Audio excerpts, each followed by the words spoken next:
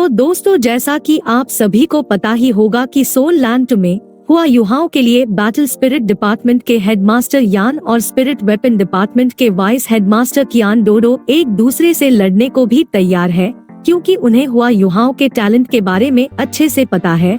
लेकिन Shrek city के सी God pavilion के हेडमास्टर ने हुआ युहाओं को दोनों ही डिपार्टमेंट का कोर डिसाइपल बना दिया है। और जैसा कि सभी ने लास्ट पार्ट में देखा कि हुआ युहाओं और वैन डोंग दोनों ही श्रेक सिटी के ट्रेजर पवेलियन में गए हुए होते हैं।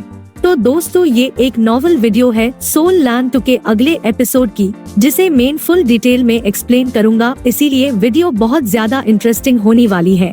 जहां एक तरफ हुआ युहाओं और वैन डोंग श्रेक सिटी के ट्रेजर हॉल में गए होते हैं और वही दूसरी दाई हुआ बिन केलॉग इन दोनों को मारने की प्लानिंग कर रहे थे कि जैसे ही हुआ युहाओं ट्रेजर पवेलियन से बाहर आएगा, वहाँ सब उससे जान से मार देंगे। और वही ट्रेजर पवेलियन के अंदर वैन डोंग को एक फर्स्ट क्लास पर्पल कार्ड और हुआ युहाओं को एक VIP लेवल रेड कार्ड मिलता है, जिसे वह दोनों ही कुछ ट्रेजर को परचेस कर सकते हैं। और फिर हम देखते हैं वोंग डोंग वहाँ की इतने सारे ट्रेजर को देखकर तो पगलाया हुआ होता है। और तभी हुआ युहाओं का ध्यान जू संशी और बेबे के ऊपर जाता है, जहाँ जू संशी बेबे को परेशान कर रहा होता है। इधर बेबे उससे पूछता है, ये तुम क्या कर रहे हो? और तभी जू संशी वैन डोंग और हुआ युहाओं को देख लेता है और यह कहता है, देखो बेबे, तुम्हारे 2 लिटिल जूनियर्स भी यहाँ पर आए हैं। जिन्हें देख बेबे कहता है, मैंने सुना कि तुम काफी पॉपुलर हो गए हो और तो और तुम दोनों हमेशा एक साथ रहते हो, लगता है कि तुम दोनों के बीच काफी अच्छी फ्रेंडशिप हो गई है। यह सुनकर हुआ युवाओं और वॉन डोंग इन दोनों को हेलो कहते हैं।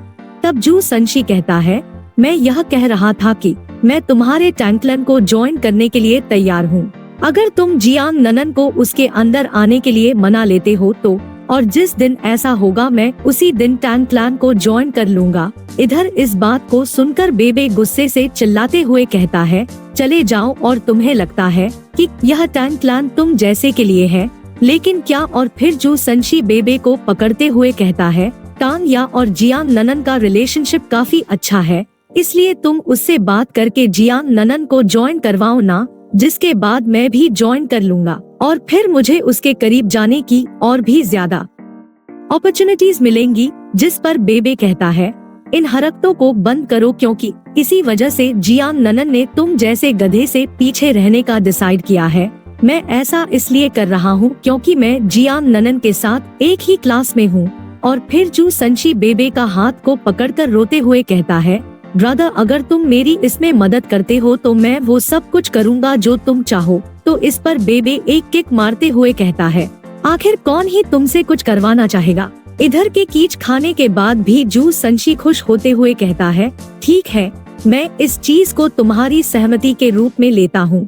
और हम देखते हैं कि जस्ट आगे जियांग ननन होती है और इसे देखकर यह नौटंकी करते हुए कहता है, मेरा बैलेंस बिगड़ गया, मैं गिरने वाला हूँ। और जू संशी इस बहाने को यूज करके जियांग ननन के पास जाने की कोशिश करता है, लेकिन जियांग ननन इसके इरादों को भली भांति जानती है और ये तुरंत ही एक काफी जोरदार किक इसके सिर पर मारती है और ये गुस्से से कहती है, जू संशी, अगर तुम मुझे इसी तरीके से परेशान करते रहते हो तो मैं इस शर्क्स एकेडमी को छोड़कर चली जाऊंगी। इधर इस बात को सुनते ही जू संशी अंदर से टूट जाता है और फिर जियांग ननन बड़े प्यार से बेबे और हुआ युहाओं वैन डोंग से बात करती है और फिर जू संशी बेबे से चिपक कर काफी जोर जोर से रोने लगता है और कहता है, तुम अपने ब्रदर की मदद करो ना इस मुसीबत से बाहर निकलने में, क्योंकि मेरे पास तो बिल्कुल भी कोई चांस नहीं है।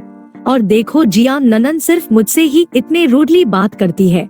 और तभी जू संशी यहाँ से जाते हुए कहता है, मैं यहाँ की चीजों को देखने के लिए जा रहा हूँ। इस पर बेबे भी कहता है, मैं इस पर कुछ भी नहीं कह सकता हूँ। और फिर बेबे हुआ युहाव और वोंग डोंग को भी जाके आसपास की चीजें देखने के लिए कहता है। और तभी हम गोल्ड लेफ्ट आर्म बोन देखते हैं, जो कि एक गोल्डन और ड्रैगन किंग से ओरिजिन हुई होती है, जो कि लाइट एट्रीब्यूट्स को कंट्रोल करती है। और यह लाइट एट्रीब्यूट एबिलिटीज की एबिलिटीज को बढ़ा देगी और तो और यह अटैक कैपेबिलिटीज को भी बढ़ा देती है।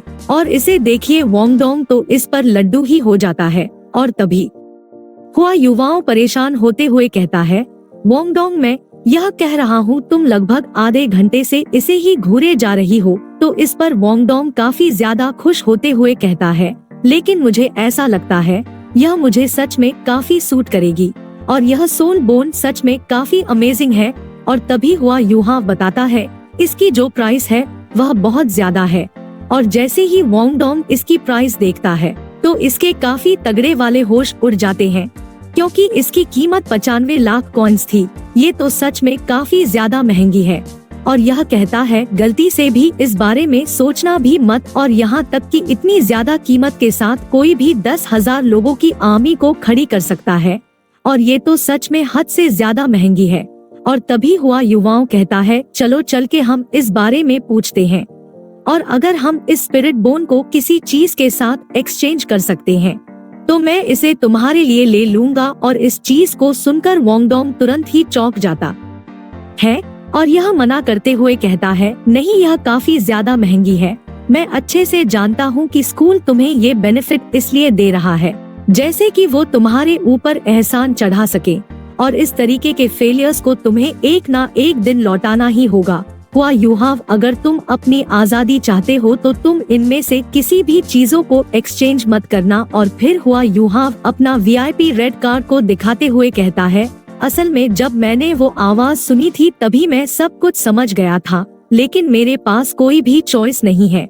और एक स्पिरिट मास्टर को ग्रो होने के लिए बहुत सारे पैसों की जरूरत होती है, इसलिए मैं स्कूल के लिए खड़े होने के लिए तैयार हूँ। और वैसे भी यह मेरे लिए घर की तरह है जहाँ मुझे अच्छा लगता है, और आज से मैं स्कूल के लिए कुछ भी करने के लिए तैयार हूँ।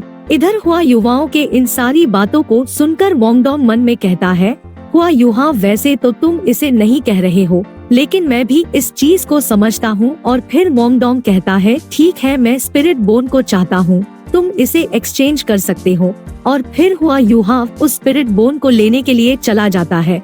और हुआ यूहाव के जाने के बाद वोंगडोंग मन में कहता है तुमने आज जो मेरे लिए किया है उस वजह से मैं एक डिसीजन ले चुका हूँ, और तुमने जो कहा था बिल्कुल सही कहा था। और आज से जो मैंने तुमसे लिया है तो मैं इस चीज के लिए तुम्हारे लिए कुछ भी करने के लिए तैयार हूँ। और जब हुआ यूहाव लौट के आता है तो ये वोंगडोंग से कहता है चलो सब तय हो गया, ट्रेजर पवेलियन सीक्रेटली उसे स्कूल भेज देगी, और इस तरीके से हमें उसे खुद को लेकर जाना नहीं पड़ेगा। जिस पर वोंगडोंग कहता है चलो चल के फिर और कुछ भी खरीदते हैं। जिस पर हुआ युवाओं चौंकते हुए कहता है अब क्या रह गया जिससे तुम लेना चाहते हो। और फिर हम हुआ युवाओं के हाथ में किसी तरह की ब्लैक चीज को देखते हैं, जिसे देख वोंगडोंग कहता है मैं समझा नहीं कि तुम क्यों चाहते हो कि मैं तुम्हारी मदद करूं इसे खरीदने में। और इस पर तो साफ साफ लिखा हुआ है यह 1000 ईयर ओल्ड वेल ब्लू है, जो कि एक लो ग्रेड ट्रेजर है। यह सुनकर हुआ यूहाव बताता है ये असल में 1000 ईयर ओल्ड वेल ब्लू नहीं है, बल्कि ये 10,000 ईयर ओल्ड है। और लगता है कि इतनी सस्ती और कीमती चीज को कोई नोटिस नहीं कर सका है, इसलिए जल्दी से अब तुम इसे खरीद लो। और हुआ युवाओं मन ही मन कहता है सच्चाई तो यह है कि स्काई ड्रीम ब्रदर ने मुझे इसे हर हालत में खरीदने के लिए कहा है। इस पर वोंगडोंग मुंह बनाते हुए कहता है क्या सच में किसी ने भी इस चीज को पहले नहीं देखा है? तो तुम इस बारे में कैसे जानते हो? और लोग अभी बस इसे कचरे की तरह यहाँ से फेंकने वाले थे। और इस बात को सुनकर हुआ यूहाव हंसते हुए कहता है तुम इस बारे में चिंता मत करो, और एक बारी जब तुम इसे खाओगे तब तुम्हें सब कुछ पता चल जाएगा। जिस पर वोंगडोंग कहता है बिल्कुल नहीं, आखिर कौन ही इसे खाना चाहेगा, और तुम इसे खुद ही खा लेना, क्योंकि जब मैं छोटा था तब मुझे मजबूर किया जाता था इस तरह की काफी सारी चीजों को खाने के लिए। इस पर हुआ यूहाव कहता है अब कोई हैरानी नहीं हो रही है, तुम्हारी सेकंड स्पिरिट रिंग एक स्पेशल 1000 ईयर ओल्ड क्यों है? तुम तो सच में अमीर बाप की औलाद हो। और फिर हुआ यूहाव बेबे को बता देता है वो लौट के जा रहे हैं। और इस तरफ बेबे भी हुआ यूहाव को बाय करते हुए कहता है मुझे माफ करना, मैं तुम्हारे साथ अभी नहीं जा पाऊंगा। और बेबे ने इस तरफ जू संशी को पकड़ा हुआ होता है, और जू संशी ड्रामा करते हुए कहता है जियांग ननन थोड़ा सा इंतजार करो, हम आधी रात को साथ में स्नैक्स खा सकते हैं। और इसी के साथ आज का हमारा ये पार्ट खत्म होता है, और हम अगले पार्ट में देखेंगे कि कैसे दाई हुआ बिन केलॉग हुआ यूहाव को सीरियसली इंजर्ड कर देंगे। लेकिन क्या हुआ, युहाओ जिंदा रह पाएगा या नहीं, कमेंट करके जरूर से बताना। Okay bye, take care.